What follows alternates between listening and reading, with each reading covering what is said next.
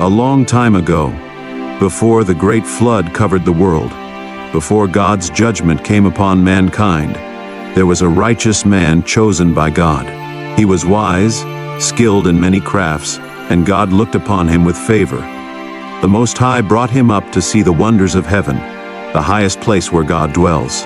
He became a witness to God's mighty and unchanging kingdom. He saw the ranks of God's shining servants brighter than the sun, the throne of God surrounded by endless light, the way the elements of creation were set in perfect order, the beautiful appearances and the heavenly songs of the cherubim, a glory no human had ever seen before. His name was Enoch, the son of Jared. He revealed the truth about the 10 heavens. God brought him there, and he wrote down everything he saw in the second book of Enoch. Now, let us follow his divine journey. At that time, when Enoch was 165 years old, he had a son named Methuselah.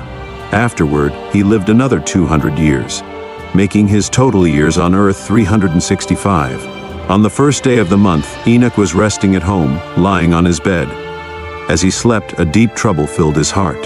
He wept in his sleep, unsure of what was happening to him. Then, suddenly, 2 mighty men appeared before him, greater than any man on earth. Their faces shone like the sun, their eyes burned like fire, and flames came from their lips. Their clothes were dazzling, their wings brighter than gold, and their hands whiter than snow. They stood at the head of his bed and called him by name. Enoch awoke and saw them clearly. Trembling with fear, he greeted them, but his face changed from terror. The men spoke to him, saying, "Have courage, Enoch. Do not be afraid. The eternal God has sent us to you. Today you will come with us to heaven. But first, tell your sons and your household what they must do while you are gone. No one should look for you until God brings you back to them." Enoch quickly obeyed. He left his house, gathered his sons Methuselah, Regem, and Gadad, and told them everything the men had said. "Listen, my children," he said. "I do not know where I am going or what will happen to me. But I tell you this, do not turn away from God to follow false idols. They did not create heaven and earth, and they will perish, along with those who worship them. May the Lord strengthen your hearts to fear him always. And remember, do not search for me until the Lord returns me to you." After Enoch finished speaking, the angels lifted him up with their wings and carried him to the first heaven, setting him on the clouds. When he looked around, he saw something amazing, a great sea, larger than any sea on earth. The angels showed him the rulers of the stars and 200 angels who guide them, flying with their wings and traveling across the skies. Then I looked down and saw storehouses filled with snow, and the angels who guard these mighty reserves. I also saw the clouds, where they come from and where they return. Then they showed me the storehouse of the dew, which looked like olive oil, and its form was as beautiful as all the flowers on earth. Many angels stood as watchmen, controlling when these things would be released or held back. After this, the men who were guiding me took me higher to the second heaven. There I saw darkness greater than any darkness on earth. In that place, I saw prisoners hanging, waiting for the final judgment. These were fallen angels, more terrifying than any earthly shadow. They were weeping without rest, in endless sorrow. I asked the men who were with me, "Why are they being punished like this?" They answered, "These are the angels who turned away from God. They refused to follow his commands and chose to go their own way. They followed their leader, who is now bound in the fifth heaven." I felt deep pity for them. They looked at me and said, "Man of God, please pray to the Lord for us." But I replied, "I am just a mortal man. How can I pray for angels? I do not even know where I am going or what will happen to me. Who will pray for me?" Then my guides took me even higher, to the third heaven, and placed me there. When I looked down, I saw a land more beautiful than anything on earth. There were sweet-smelling trees, bursting with fruit, more wonderful than I had ever seen. Everything was full of life and fragrance. At the center of it all stood the tree of life, the place where the Lord rests when he enters paradise. This tree was beyond words in its beauty and goodness. Its form shone like gold and crimson, like a flame of fire, and it glowed in every direction. It bore every kind of fruit, and its roots stretched all the way to the ends of the earth. Paradise itself stood between what is perishable and what is eternal. 2 great rivers flowed from it, one of honey and milk, the other of oil and wine. These rivers divided into 4 streams that circled through paradise, and then flowed down to the world, moving in harmony with all creation. In this place there was no barren land. Every tree flourished, and every corner was blessed. 300 shining angels stood guard over the garden, singing without end and worshiping the Lord day and night. I said, "How beautiful this place is." The men with me replied, "This place, Enoch, is prepared for the righteous. It is for those who endure hardships from others, who turn away from sin and judge fairly. It is for those who feed the hungry, clothe the poor, help the weak and care for orphans. Those who live uprightly before God and serve only Him, this place is their eternal reward." Then they led me toward the north side and showed me a terrifying place. It was full of pain and suffering, a place of thick darkness and gloom. There was no light, only a dim, smoky fire burning constantly. A river of fire flowed through the land, and everywhere was flames, frost, and unbearable thirst. The souls there shivered in chains, suffering cruel punishment. The angels guarding this place were fierce and merciless, armed with terrifying weapons, bringing endless torment. I cried out, "Oh no, this place is terrible." The men with me answered, "This place, Enoch, is prepared for those who disobey God.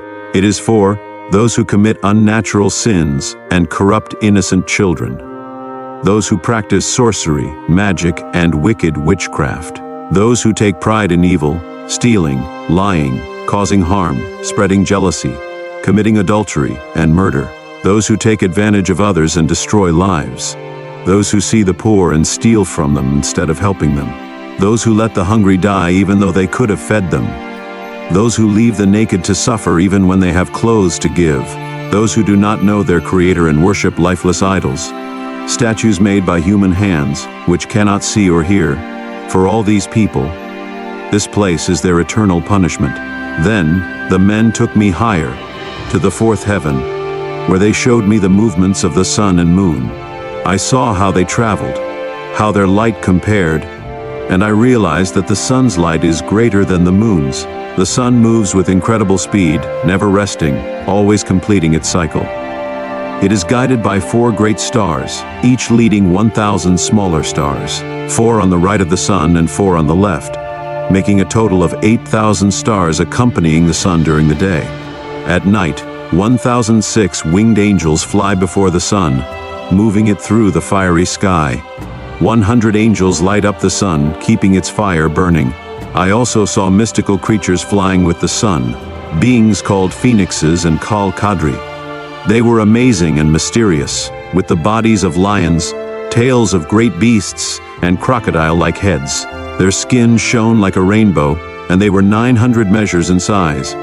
Each had 12 wings, like angels, and they traveled with the sun, carrying heat and dew as God commanded them.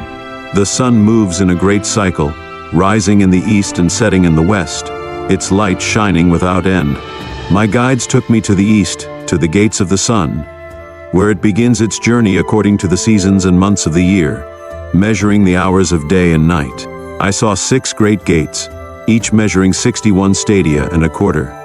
Through these gates, the sun rises and sets, moving evenly through the months. As the seasons change, the sun follows its path through these gates, completing the full year after passing through all 4 seasons. Then my guides took me to the west, where I saw another 6 great gates, mirroring those in the east. These gates are where the sun sets, completing its 365 and a quarter day cycle. When the sun reaches the western gates, it withdraws its light, leaving only its heavenly crown shining with the Lord. 400 angels guard the sun, which moves on a great wheel beneath the earth, resting for 7 great hours of the night. At the 8th hour, the sun returns to the east, bringing its light once more. When it rises, it shines brighter than fire, and the phoenixes and Halkidri, mystical beings of the sun, begin to sing. At that moment, all the birds of the earth flutter their wings, rejoicing in the giver of light. They sing at the Lord's command, saying, "The giver of light comes to bring brightness to the whole world." Then, the morning light appears, and the sun receives its brightness, ready to light up the earth once more. My guides also showed me the movements of the sun, how it follows its 28-year cycle before starting again from the beginning.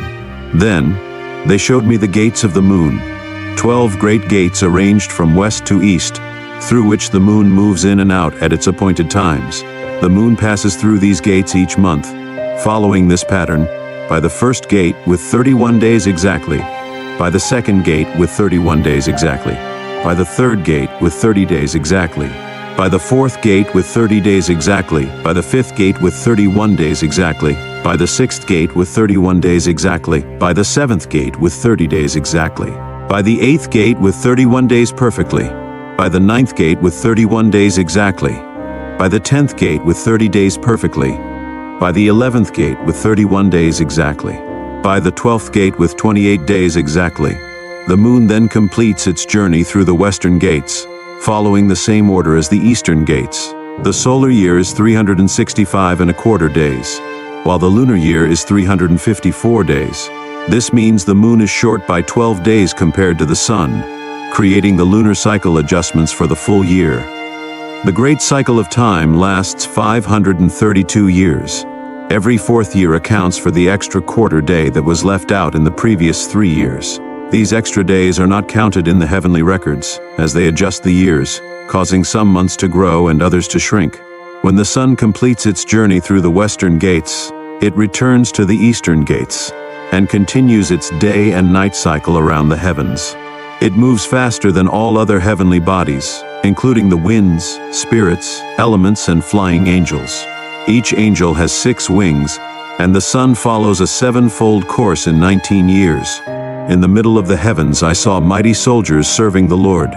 They played timpani and harps, singing in voices so beautiful that no human words could describe them. Their music was so wonderful that I was filled with joy just listening to it. Then, my guides took me up to the 5th heaven and placed me there. I saw countless warriors, called the Grigori. They looked human, but they were huge, larger than giants. Their faces were withered and sorrowful, and their mouths remained silent. There was no singing or service to God in this heaven. I asked my guides, "Why do they look so sad? Why are they silent? And why is there no worship here?" They answered, "These are the Grigori, who along with their leader Satanael, rejected the Lord of Light. Some of them were cast into great darkness in the 2nd heaven. 3 of them left God's throne, descended to earth, and broke their sacred vows. They saw the daughters of men, and took them as wives, corrupting the earth with their sins. Because of them, great giants were born, powerful men who spread evil. Because of their rebellion, God judged them with a great punishment. Now they mourn for their fallen brothers, and they will face judgment on the Lord's great day." I turned to the Grigori and said, "I saw your brothers, their deeds, and the torment they now suffer. I prayed for them, but the Lord has condemned them to remain under the earth until the end of time." Then I asked them, "Why do you remain silent? Why do you not serve before the Lord? Should you not worship him, so that you do not anger him further?" The Grigori listened to my words. They turned to the 4 ranks of heaven, and as I stood with my guides, 4 trumpets sounded together. Then the Grigori lifted their voices in song, their cry reaching up to the Lord, filled with sorrow and longing. After this my guides took me higher to the 6th heaven. There I saw 7 groups of angels. They were brilliant and glorious, their faces shining brighter than the sun. They all looked the same, wearing identical garments, moving in perfect unity. These angels were responsible for keeping order in the heavens, observing the movements of the stars, tracking the changes of the moon, overseeing the revolution of the sun, governing the world wisely, correcting evil when they saw it, giving commandments and instruction. With beautiful and powerful voices, they praised the Lord constantly. These were the archangels, greater than all other angels. They were the ones who measured all life in heaven and on earth, ensuring everything followed God's perfect design. There are different groups of angels, each with special duties. Angels who oversee the seasons and years. Angels who are in charge of the rivers and the sea. Angels who care for the fruits of the earth. Angels who watch over every blade of grass, providing food for all living things. Angels who record the souls of all people, writing down their actions and lives before God. Among them are 6 phoenixes, 6 cherubim, Six winged angels, who sing in perfect harmony. Their singing is beyond words, filling the heavens with joy as they praise God at his footstool. Then my guides took me higher, to the seventh heaven. There I saw a great light and mighty armies of archangels, along with invisible spiritual forces, heavenly rulers and powers, cherubim and seraphim, thrones of glory, many-eyed angels, 9 great orders of angels, shining like pillars of light. I was overwhelmed with fear and trembled in terror. My guides reassured me, saying, "Have courage, Enoch, do not be afraid." Then they showed me the Lord from a great distance, sitting on his high throne. Beyond this, they told me, is the 10th heaven, where God himself dwells. In the Hebrew tongue, it is called Aravoth. All the heavenly beings stand before God on 10 steps, each according to their rank. They bow before him, then return to their places, singing songs of praise in the endless light.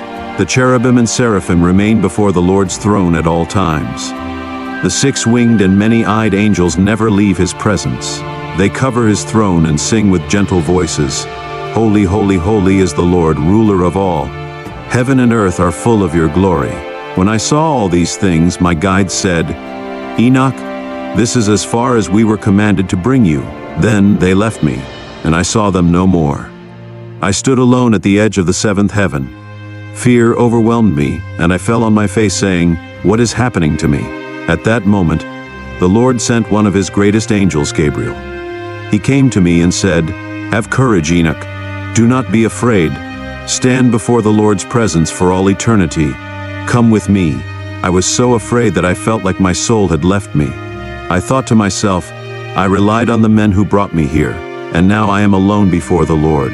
But Gabriel lifted me up, as easily as a leaf carried by the wind, and brought me before the Lord's presence. Then I saw the 8th heaven, called Muzaloth in Hebrew. This is where the seasons change, bringing rain, drought, and the movements of the 12 constellations in the sky. Above it, I saw the 9th heaven, called Kuchavim, where the heavenly homes of the 12 constellations are located. Finally, I was taken to the 10th heaven, the highest of all, called Aravoth. There, I saw the Lord's presence. His face glowed like burning iron, sparking with fire and light. It was marvelous and beyond description, awesome and terrifying. Who am I to describe the Lord's unspeakable presence and his wonderful glory? I could not count the many instructions of the Lord, or describe the different voices that surrounded him. His throne was vast, not made by human hands, and I could not measure the countless angels standing around him. Cherubim and seraphim singing without end. His glory and beauty were beyond description, too great for words. I fell on my face and bowed before the Lord. Then the Lord spoke to me, saying, "Have courage, Enoch, do not be afraid. Stand before me for all eternity." Then the archangel Michael lifted me up and brought me before the Lord's presence. The Lord turned to his angels and said, as if testing them, "Let Enoch stand before me forever." The glorious ones bowed and replied, "Let Enoch remain as you have spoken." Then the Lord said to Michael, "Go, remove Enoch's earthly clothes, anoint him with my holy oil and dress him in my robe of glory." Michael did as the Lord commanded. He anointed me, and the oil was brighter than the greatest light, as sweet as fresh dew, shining like a ray of the sun. When I looked at myself, I had become like one of the glorious ones. Then the Lord called for one of his archangels, Pravuil, who was wiser than all the other angels, and wrote down all the deeds of the Lord. The Lord said to Pravuil, "Bring the books from my storehouses and a pen for quick writing. Give them to Enoch. Let him receive the most precious and comforting books from your hand."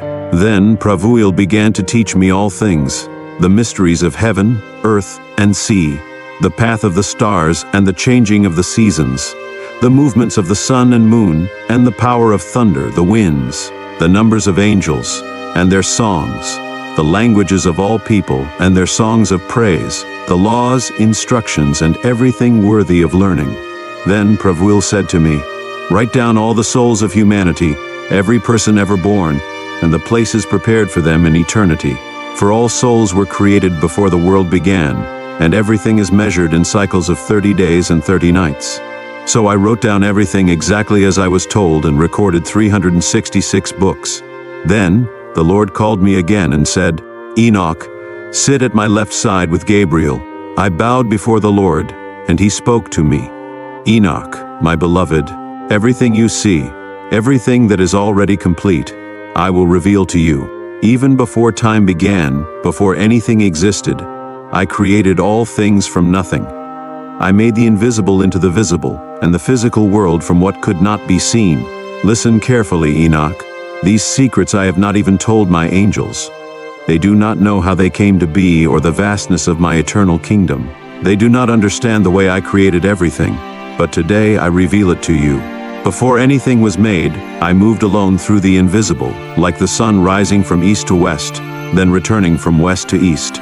But even the sun finds rest, while I found no rest, because I was creating all things. Then I had the thought to lay foundations, and to bring forth creation into sight. And so Enoch's journey through the 10 heavens came to an end. From the radiant realms of light to the prisons of fallen angels, from the storehouses of the stars to the very throne of God, Enoch saw wonders beyond human understanding. He witnessed the divine order of creation, the judgment of the wicked, and the eternal reward for the righteous. Through everything, one truth stood above all: God rules over heaven and earth. But Enoch was not shown these things just for himself. He was chosen to record them for future generations. His message is one of warning, hope, and divine truth. Now the question is, what will we do with this knowledge? Will we choose righteousness and prepare our hearts for God's eternal kingdom? Or will we turn away, ignoring the heavenly mysteries that have been revealed? The Book of Enoch gives us a glimpse of God's power, justice, and eternal plan. May we walk in faith, seek the Lord, and live for Him, so that when our time comes, we too may stand before His throne, clothed in His glory, just as Enoch was. Thank you for joining us on this journey through the 10 heavens of Enoch. If you found this video insightful, don't forget to like, share, and subscribe for more biblical mysteries revealed.